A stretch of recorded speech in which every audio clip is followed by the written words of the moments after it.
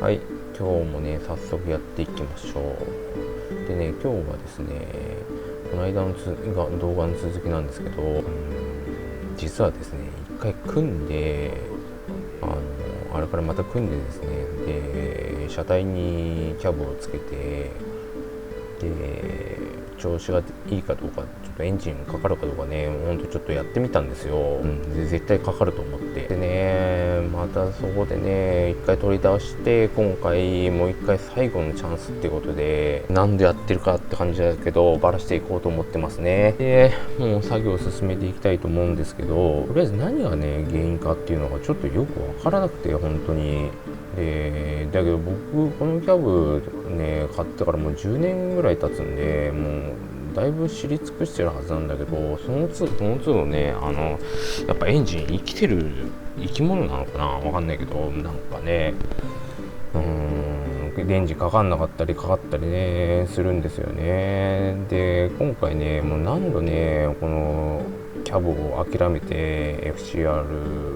諦めて CVT にキャブに変えようかと思ったか、多分変えればエンジンかかるんですよ、感じ的に。そういうの分かりません皆さんね。だから今回ヤフオクとかね、そういうラクマとかメルカリとかそういう系をね何回も見てね、もうちょっと、誰でもエンジンがかかるキャブを買っちゃおうかなとか思って、何度も見てましたね。多分今はもうピコーンとか落としたけど、多分ね携帯が鳴って、そのキャブがもうそろそろ売れちゃうよとか、そういうね案内が来てるのかと思って。だけどここでね、よくよく考えて、ここでもう自分に負けちゃいけないと思って、これもう自分との戦いですよ、僕は本当にね。だからまあ諦めないで、最後にちょっとやっぱりこのキャブにかけてみようと思ってね、もう一回もう一からねちゃんと見ていこうと思って、で今日はそれでちょっとスタートしようかと思ってるんですよね。なんでこれが最後だと思って、皆さん何回も見てると思うんですけど、僕はこのキャブをバラしてるの最後もう飽きずに、これが最後だと思って最後まで見てください。よろしくお願いします。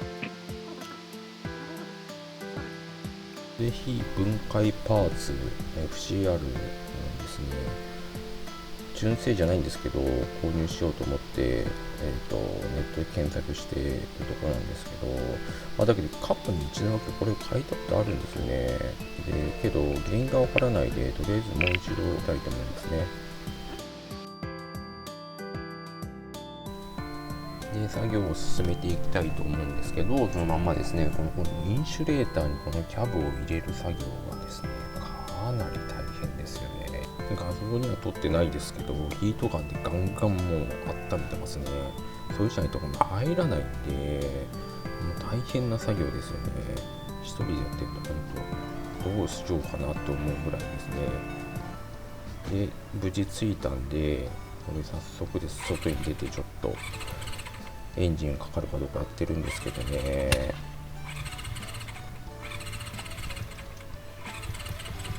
なかなかかからないんですよ、これが。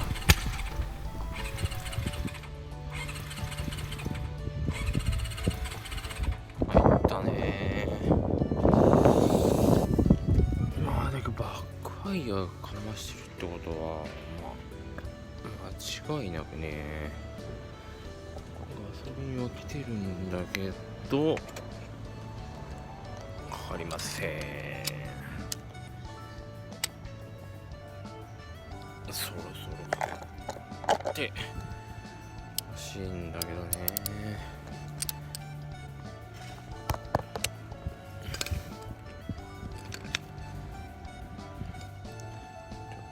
多分これ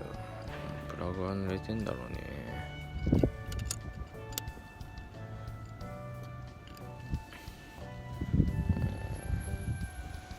かなり濡れてますね。ちょっ除していくか。セルスイッチのねハンダでちょっと配線も処理していきたいと思いますね。で以前もね僕言いましたけど目星って嫌いなんですよ。なんでこ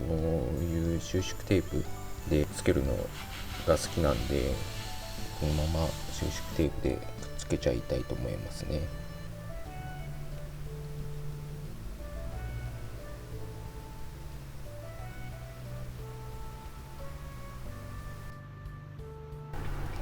ヒートガンがあるとやっぱ便利ですよね。こうやってすぐできるのに作業の方がですね、まあなければハンダそのまま直接当てちゃったりライターでやっちゃってもいいと思うんですけどね。でここまで来るとですね、もうねイグナイターとかもね交換しちゃおうかなと思って、ただ新品だともう高いので、もうこれヤフオクですね。ヤフオクでちょっと検索して買っていきたいと思いますね。で早速届いたのでちょっと取り付けていきたいと思います。よしよし、つきましたね。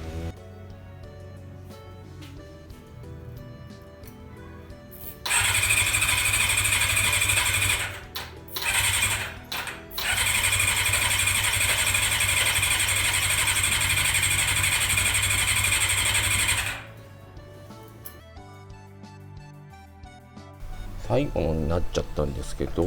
とりあえずプラグコードもね変えてなかったんで、ちょっと新しいのにちょっと変えていこうかなと思いますね。それで今までは T のプラグコードだったんでちょっと太いんですよね、国産だと。まああれだとハーレーとかにね使われてるのがベストなのかな、ちょっとわかんないですけど、なので今回は NGK のプラグコードにしてこうかなと思ってますね。ただ、よく順番間違えちゃうので、僕プラグのね、なのでちょっと番号振ってよくやっていきたいと思うので、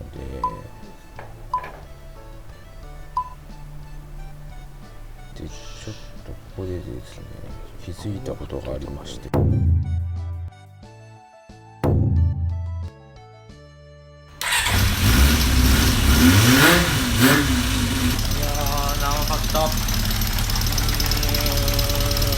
ヶ月だ今8月だから